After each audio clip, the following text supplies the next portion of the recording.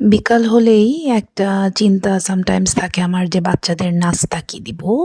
তো most of the Times ওরা নিজেরাই কিছু একটা করে খেয়ে নেয়, কিন্তু সামটাইমস যেমন ধরেন আমার তো করতে হয়, মানে সবসময় তো আর ওদের উপরে ফেলে রাখা যায় না। তো আজকে যেমন চিন্তা করলাম যে আজকে ওদেরকে একটুখানি পাস্তা করে দিব। তো আসসালামু আলাইকুম সবাই, ছোট্ট একটা ভিডিও এটা। তো যেটা দেখলেন আগে সব কিছু আমি রেডি করলাম, সাথে একটু নিয়েছিলাম ব্রাউন মাশরুম নিয়েছিলাম আর লেটুস, ওদের খুবই প্রিয়।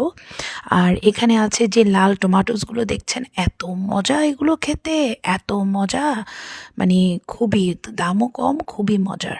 আর পেঁয়াজ পাতাটা আমাদের খুবই ফেভারেট, তো আমরা সব কিছুতেই মোটামুটি এটা দিই। আর এখানে একটু চিকেন দিয়েছি।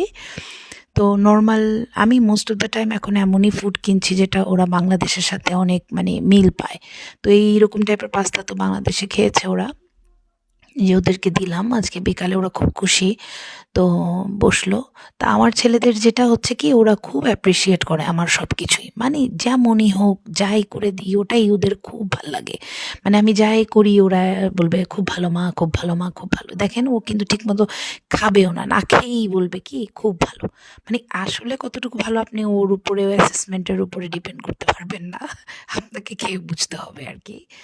তো এখন ছোটটাও আবার অবভিয়াসলি ওকে কপি করে, হ্যাঁ, দেখে যে ভাই বলছে ভালো, তো এখন ও খেয়ে আবার ও খাওয়ার আগেই লাফ দিয়ে উঠে, হ্যাঁ খুব ভালো। তো যাই হোক, এই ছিল বিকালের নাস্তা, দুজনেই এনজয় করলো।